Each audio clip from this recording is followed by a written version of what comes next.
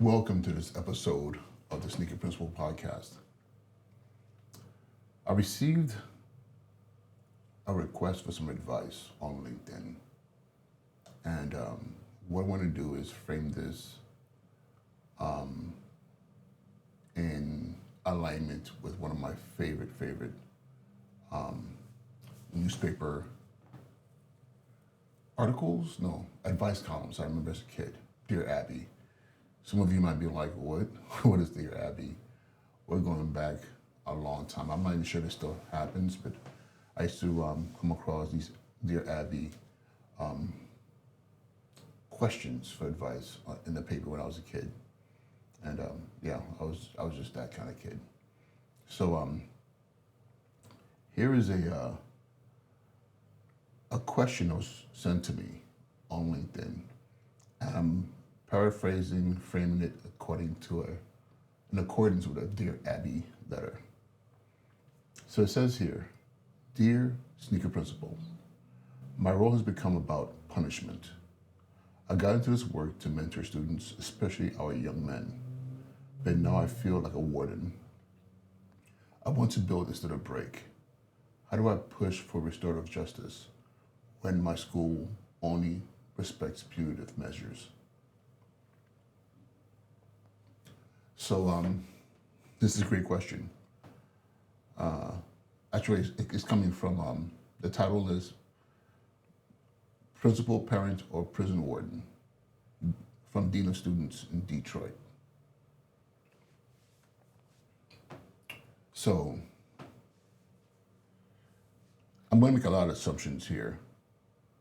I just put myself in your shoes.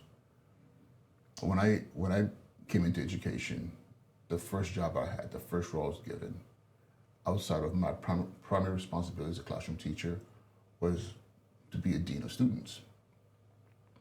And as a dean of students, your primary responsibility is dealing with the behavioral issues in the school, not necessarily dealing with culture, which is interesting. It's not about culture. It's about keeping certain kids in line.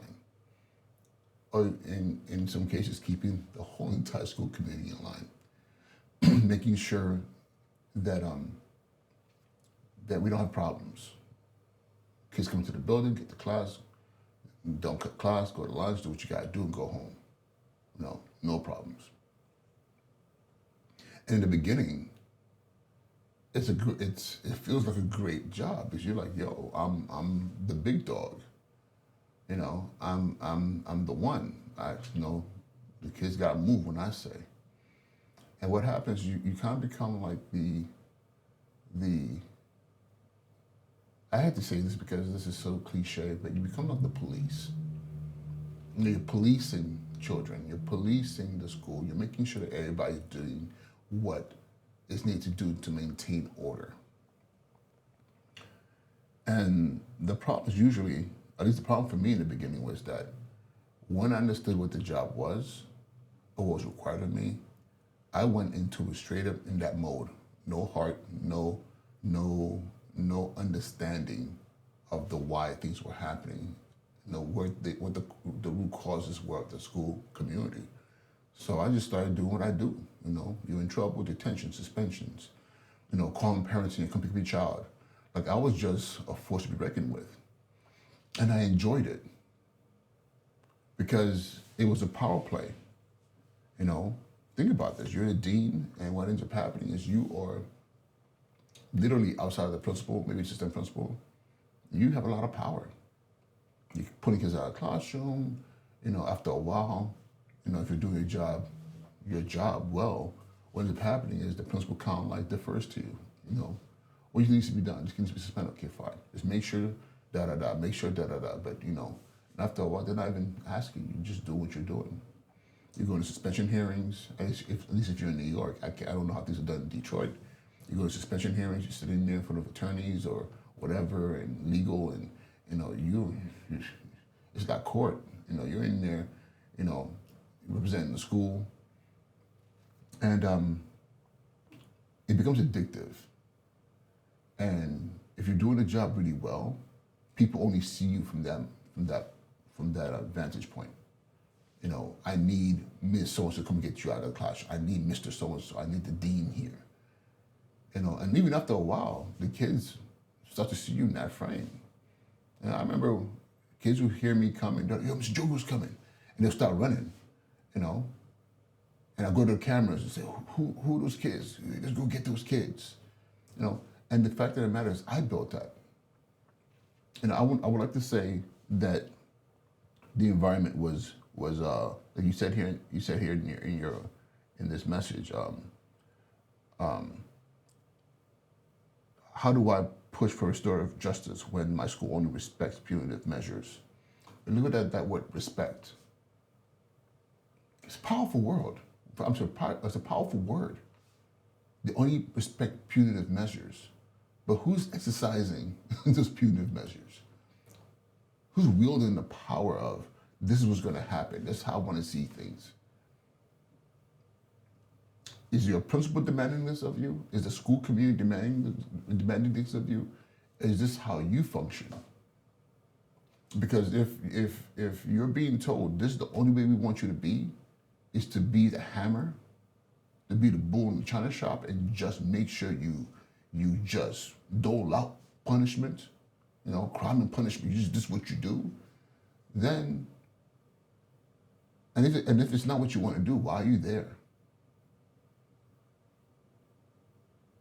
If it's counter to what you believe, why are you doing it? I would have to believe that you're doing it because it felt good for a while. And you built your skill sets, your way of doing things around that. Maybe now you're comfortable in the role and you're like, this is exhausting. And every day all I'm doing is just policing children. Maybe something happened that made you reflect and be like, man, I don't want to be this person. I don't want to do it. There's a better way. If there is a better way, you're saying restorative justice, are you getting training for that? Are you trained in that? Are you getting training for that? Are you reading about that? Are you saying, okay, now how do I implement things that's going to yield better fruit? How do I implement things that's going to build culture of kindness, of respect? How do I create a space where the students and the teachers understand, we don't talk to kids like that. Even on their worst day, we have to be better. We have to function in a manner that is better than just, punishment and creating a space where kids are afraid. Because there are schools out there that lean on fear as a way to get what they want from children. They dangle, I want to call your parents, they dangle your suspension, they dangle detention. All these, and think about all these words. They're all legal words that adult suspended license, suspended rights, being detained, detention. I'll be honest with you, even restorative justice. There gotta be a better word for that. Because that also comes from the legal space.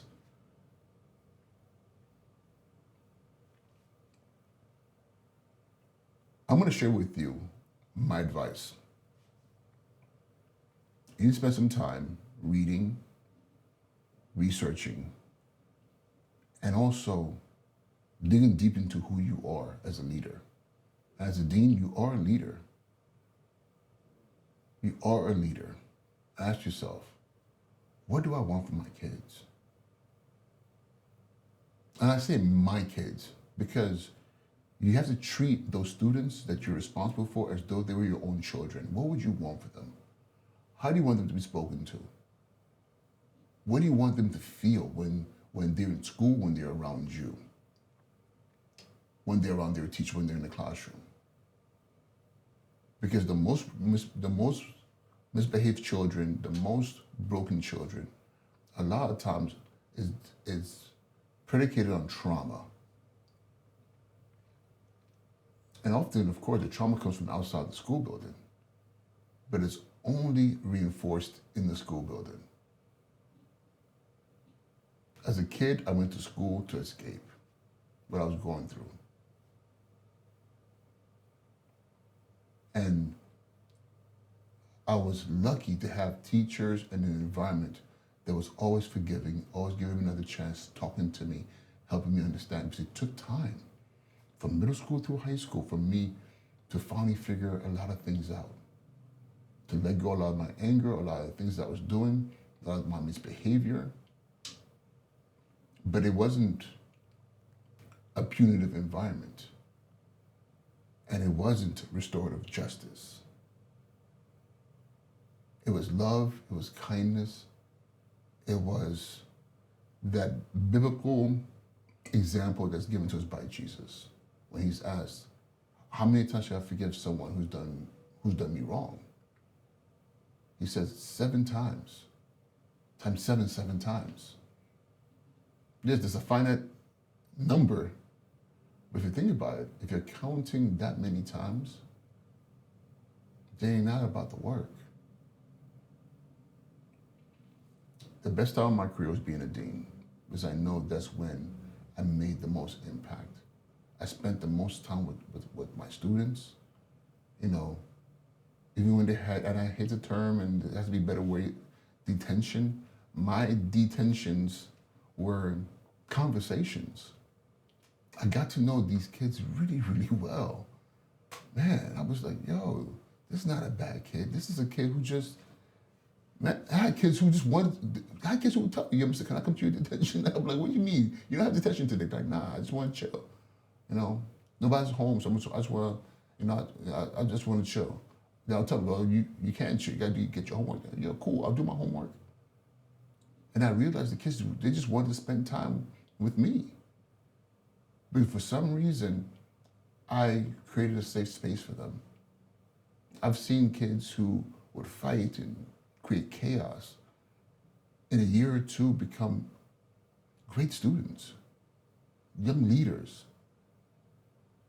because they needed me as the adult in the room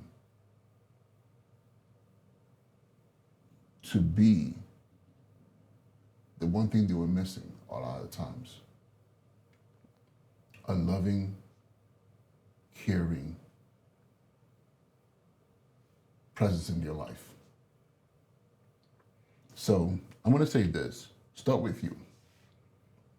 Because the way you move is going to dictate whether the community is in support of a different way of doing things. And if they're not, I don't know what to say, man. Or miss, because I'm assuming that as a male, I would say, you gotta find another place. Step down from that position. You know, don't do something that you feel or you know is inherently not right. School should not be prison. We're not wardens, you know, we're not here, we're not part of the justice system. We're educators, we're teachers, we're parents. We're the effective parents for a lot of kids. And I would not send my son and daughter to a prison. So I'm not running a prison. All right, y'all. Thank you so much, Dean of Students from Detroit. Hopefully this was helpful for you or anyone else out there who is listening. Have an amazing day. Today is Christmas Eve, so I'm wishing you all happy holidays. You know, those of you who, actually right now, I'm assuming all educators out there are off for the winter recess. Restore, focus, breathe, take care of yourself, and see you next time. Be well.